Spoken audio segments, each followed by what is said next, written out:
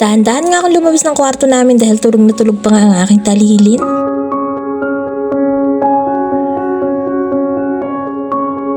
Binuksan ko na nga lang muna itong aming bintana pati nga itong aming pintuan, sabay silip nga sa labas dahil baka may makakamarites nga agad doon.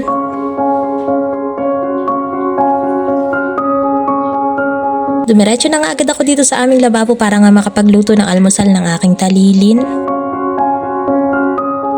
Meron nga ako natirang sayote dito at ayan nga kalahati niyan ay lulutuin ko nga at ilalagay ko nga sa lugaw ng talilin ko.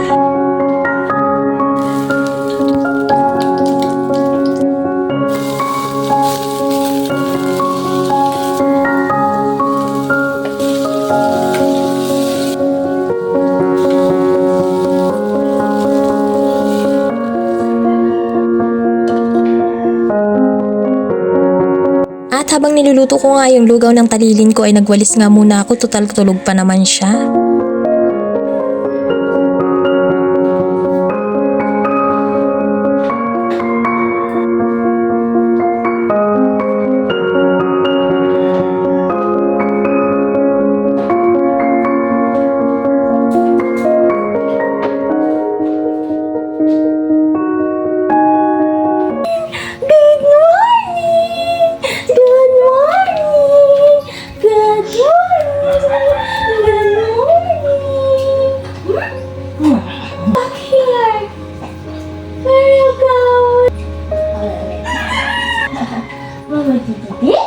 Ang sarap lang talaga sa feeling na panggigilan nga at yakap-yakapin itong ating mga anak.